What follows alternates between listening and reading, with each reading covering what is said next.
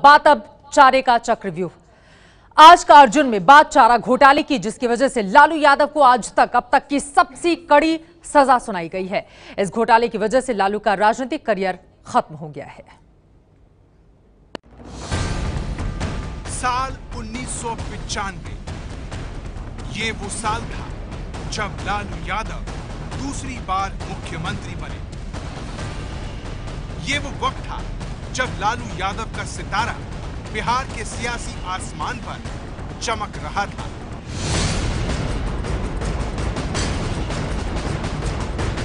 बिहार में विपक्ष पस्त था और लालू यादव का जहाज राजनीति के समंदर में तेजी से आगे बढ़ रहा था।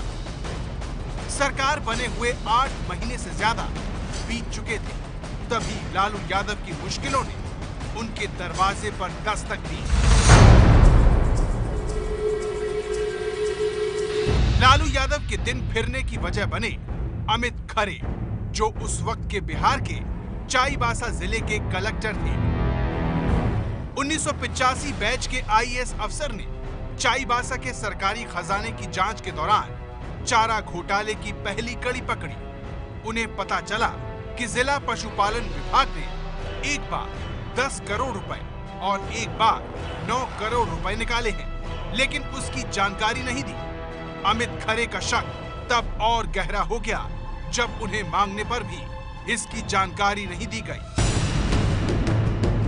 नए साल में अमित खरे नए जोश के साथ इस गड़बड़ी को बेनकाब करने में जुट गए। वो पशुपालन विभाग के दफ्तर पहुंचे। जांच पड़ताल के दौरान उन्हें लगा कि इस मामले की कुछ फाइलें जला दी गई हैं। कई ऐसे फर्जी बिल हैं जिनमें 10 लाख रुपए से कम का भुगतान दिखाया गया है, ताकि 10 लाख से ऊपर के भुगतान पर दिखाए जाने वाले जरूरी दस्तावेजों से बचा जा सके। आगे पड़ताल की तो पाया कि ये सारे भुगतान फर्जी कंपनियों के नाम पर किए गए हैं। इस तरह करीब 37 करोड़ रुपए का घोटाला सामने आया। अब तक अमित खरे के हाथ में चारा घोटाले का वो धागा हाथ में आ चुका था, जिसने आम जनता के पैसे की लूट को नंगा कर दिया। अगले ही दिन रांची के कमिश्नर ने भी हेरा फेरी की बात की, जो गुमला, पटना, डोरंडा और लोहरदगा तक पहुंच गया। सभी जगह सरकारी खजाने से फर्जी बिलों के जरिए करोड़ों रुपए निकाले जाने का खुलासा हुआ। तब पशुपालन विभाग में कुछ एक लोग थे जिन्होंने एक मंडली बना ली, बल्कि इस पूरे इलाके में, और उन्होंने मिल करके सारा काम कागज पर करने का सिलसिला आरंभ किया। यानी कागज पर ही मवेशियों की आपूर्ति, कागज पर ही खरीद फरोख्त, कागज पर ही सप्लाई को संरक्षण देने वाले नेता, इस पूरी लॉबी को संरक्षण देने वाले नेता पटना में बैठते थे। आखिरकार बिहार पुलिस ने मामला दर्ज कर इस मामले से जुड़े आरोपियों की धरपकड़ शुरू की, जिसमें पशुपालन विभाग के अफसरों के साथ साथ ठेकेदार और सप्लायरों की चेन थी। लालू के राज में हुए इस घोटाले ने विपक्ष में जान फूंक दी और वो सीबीआई जांच की मांग को लेकर हाई कोर्ट पहुंच गया। 11 मार्च 1996 को पटना हाई कोर्ट ने इसे मान लिया। पटना हाई कोर्ट ने सीबीआई की जांच का निर्देश दिया था। उसके खिलाफ बिहार सरकार सुप्रीम कोर्ट आई थी और सुप्रीम कोर्ट में भी लंबी बहस हुई थी, और सुप्रीम कोर्ट ने फिर यह बहस निर्णय दिया 1996 में कि चारा घोटाले की जांच सीबीआई करेगी। सीबीआई ने अपने आरोप पत्र में दावा किया कि चारा घोटाले की अवैध कमाई का बड़ा हिस्सा लालू यादव और कुछ अन्य नेताओं को मिला।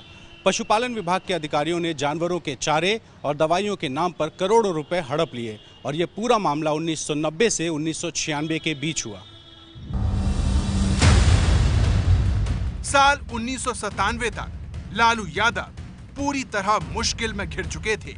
विपक्ष उनके पीछे था और उनकी पार्टी जनता दल में फूट पड़ने लगी थी। ऐसे में अपना सियासी किला बचाने के लिए लालू यादव ने एक बड़ी चाल चली। 5 जुलाई 1997 को उन्होंने राष्ट्रीय जनता दल बनाकर उसके कुछ दिनों बाद अपनी पत्नी राबड़ी देवी को बिहार के सीएम की कुर्सी सौंप दी। मुख्यमंत्री की कुर्सी से हटते ही लालू यादव चारे के चक्रव्यूह में ऐसे फंसे कि जेल जाकर ही निकले। चारा घोटाले ने उनके माथे पर भ्रष्टाचार के प्रतीक का कभी न मिटने वाला ठप्पा लगा दिया। बताया जाता है कि पशुओं का चारा और दवाओं को लाने के लिए जिन ट्रकों का नंबर बिलों पर दिया गया था वो स्कूटर के निकले। इसी तरह खुलासा हुआ कि चाईबासा के पशुपालन केंद्र की एक मुर्गी दिन भर में 40 किलो दाना खा रही थी।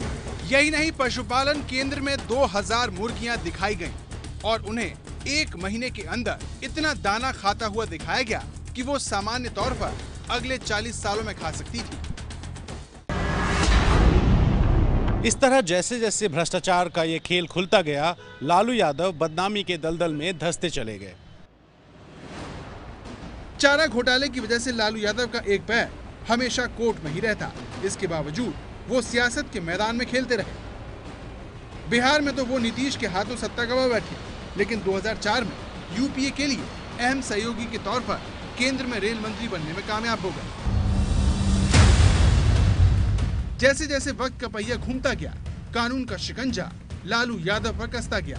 30 सितंबर 2013 को सीबीआई की विशेष अदालत ने लालू प्रसाद यादव को पहले केस में 5 साल की सजा सुनाई।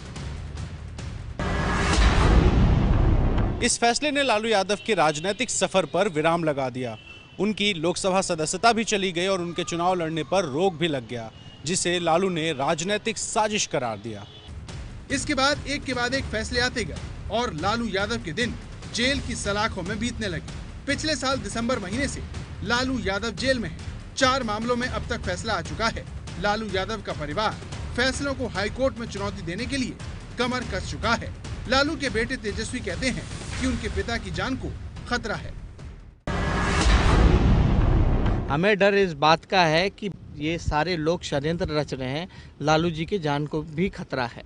हमको पूरी तरीके से विश्वास है कि लालू जी के जान को खतरा हो सकता है। जिस प्रकार से ये बीजेपी के लोग षड्यंत्र पे षड्यंत्र रच रहे हैं हमारे पूरे परिवार के खिलाफ, और लालू जी से इतने डरे हुए और इतना उनको खतरा महसूस हो रहा है कि आने वाले चुनाव में अगर लालू जी बाहर रहेंगे तो इनकी जीत नहीं हो पाएगी।